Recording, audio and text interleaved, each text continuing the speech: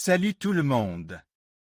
Dans cette vidéo, je vais vous montrer comment éliminer facilement et efficacement la détérioration sur vos objets en utilisant simplement des allumettes. On verra ensemble plusieurs techniques, de la réparation de petits trous à la restauration de surfaces abîmées. Préparez vos allumettes, on commence. Alors, vous vous demandez comment éliminer la détérioration avec des allumettes? Préparez-vous, car la réponse va vous sembler magique. On va explorer ensemble ce sujet fascinant. D'abord, parlons du mauvais œil. Le mauvais œil, c'est une croyance ancienne, répandue dans de nombreuses cultures. On pense qu'un regard envieux, charge de mauvaises intentions, peut causer du tort à la personne visée. Ce n'est pas une simple superstition, pour beaucoup, c'est une réalité palpable, une énergie négative qui peut affecter votre bien. Être physique et mental, votre réussite, vos relations. Il peut se manifester de différentes manières, subtilement ou de façon plus flagrante. On parle de jalousie, de rancœur, d'un regard charge de mauvaise volonté, projeté sur vous, consciemment ou inconsciemment. L'impact peut être subtil, une fatigue inexpliquée, des problèmes financiers récurrents, des disputes fréquentes ou plus graves, des maladies inexpliquées. Il est important de comprendre que la croyance en le mauvais œil est profondément ancrée dans certaines cultures et joue un rôle important dans la perception de la santé et du bien-être. Maintenant, comment savoir si vous êtes victime du mauvais œil? Il n'y a pas de test scientifique, bien sûr. Mais certains signes peuvent vous mettre sur la voie. Une fatigue intense et persistante, malgré un repos suffisant, peut être un indice. Des problèmes financiers inexpliqués, des échecs répétés dans vos projets, des disputes fréquentes avec votre entourage, des maladies inexpliquées ou persistantes, une sensation générale de mal-être, de négativité qui vous entoure, et tous ces éléments peuvent être des signes potentiels. Il est important de faire attention à votre intuition. Si vous ressentez une sensation de malaise persistant, sans explication médicale, il est peut-être temps d'envisager la possibilité d'une influence négative. N'oubliez pas que ces signes peuvent aussi être liés à d'autres facteurs. Il est donc important de consulter un professionnel de santé pour écarter toute cause médicale. Enfin, venons-en à la reconnaissance de la gâterie sur les allumettes.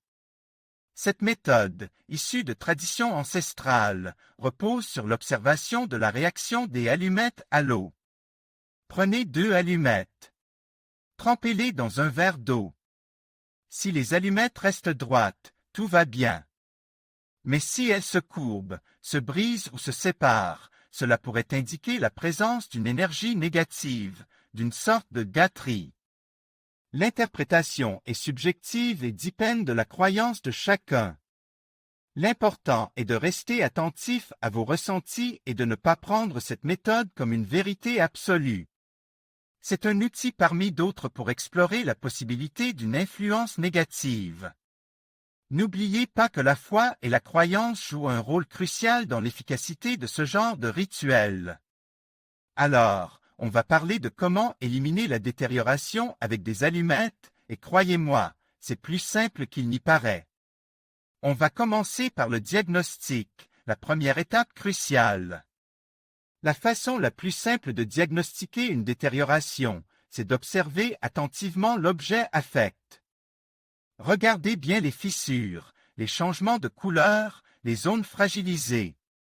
Sentez la texture, est-elle devenue plus friable? Plus poreuse? Ces observations vous donneront une première idée de l'ampleur du problème. N'hésitez pas à prendre des photos avant de commencer quoi que ce soit. Ça vous permettra de comparer l'état initial avec l'état final après le traitement. On peut aussi utiliser une loupe pour examiner de plus près les details, surtout si la détérioration est subtile. Plus vous serez précis dans votre diagnostic, plus efficace sera votre traitement. On ne négligez aucun detail.